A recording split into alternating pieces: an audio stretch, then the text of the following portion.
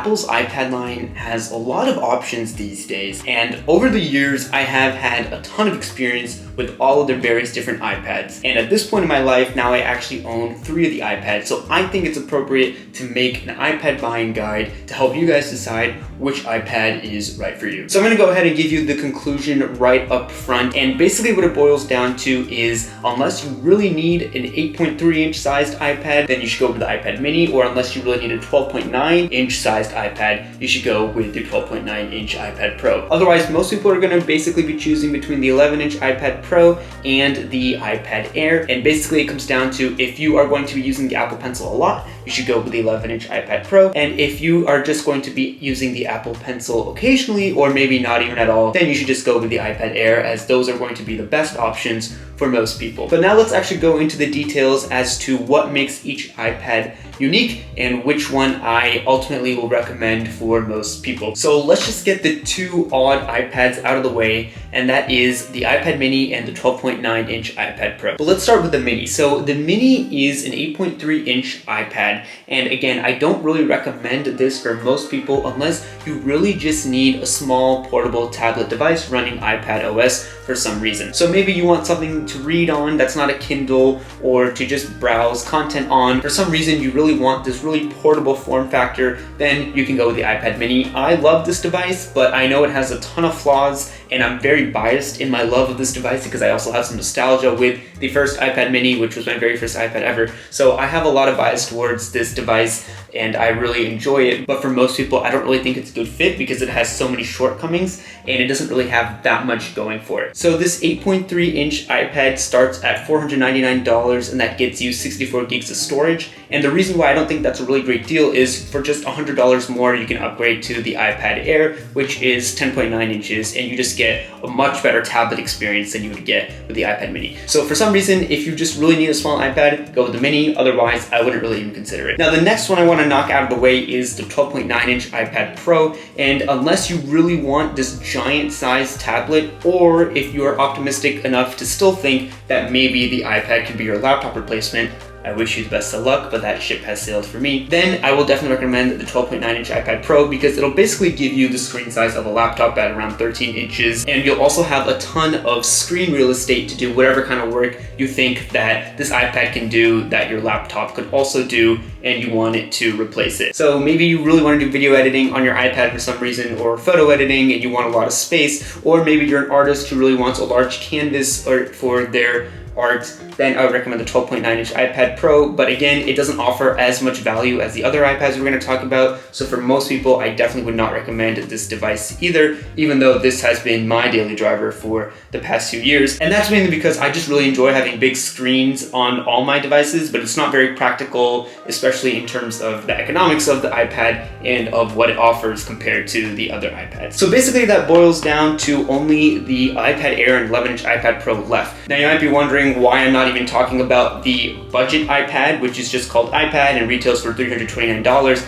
And that's mainly because A, I don't ever usually recommend that unless you just really need a cheap tablet, because it has really old hardware and I don't think it's really good for future-proofing. And B, that iPad is likely to get a whole new update later this year, so I really would not consider buying it this year in particular, especially around this time, because it is very close to getting a very new update. Hopefully it will have a new design change and better hardware, maybe sporting USB-C port and support for the 2nd generation Apple Pencil. So I would not even consider that iPad at all unless you just really need a very cheap iPad, but for most people, I don't think that's a very wise purchasing decision. So that really just leaves us with this guy, which is the iPad Air and the 11-inch iPad Pro, which I don't have, but is very similar to the 12.9-inch iPad Pro in terms of features, but it's just about the same size as the iPad Air. So who needs to get the iPad Air and who needs to get the 11-inch iPad Pro? Well, again, like I mentioned in the beginning of the video, it really just comes down to how much you're going to utilize the Apple Pencil and whether you really care if your iPad has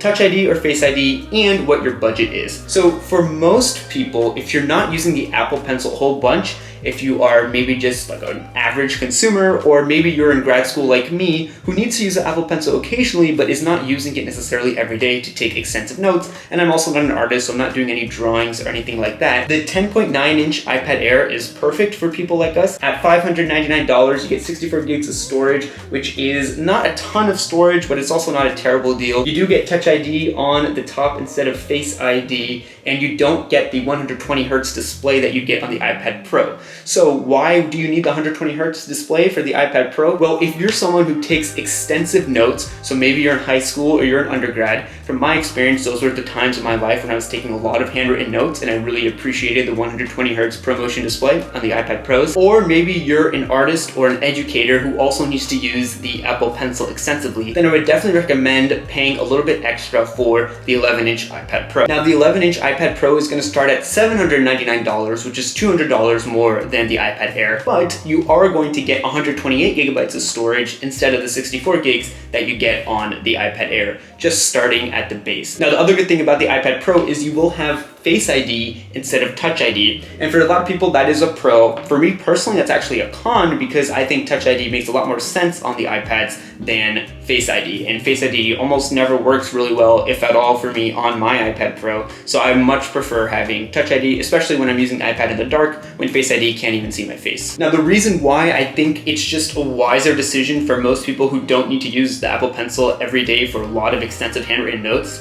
to go with the iPad Air is because the hardware inside that's powering the iPad Pro and the iPad Air is essentially the same. They both are powered by the M1 chips, which are going to future-proof you for a very long time. And now is really a unique situation where the Air and the Pro have the same chip and essentially the same computing power within each device. So in terms of computing and software use, they're both going to be super fast and basically give you the same type of performance regardless of which device you choose with, if you go with the Air or the Pro. The only other reason you might want to go with the Pro instead of the Air, aside from the Pro having a much better display, aside from the 120 hertz, it also has a better PPI and a little bit brighter display than the Air, but the Pro also has better cameras. So for some reason you need to use the rear-facing cameras on your tablet or even the front-facing cameras extensively, then you might want to consider the Pro. But for most people, I think the Air is going to be perfectly fine. And the cool thing about the Air is that it comes in a whole bunch of really nice colors, which just kind of makes me want to use the device even more. As someone who has used an iPad since college,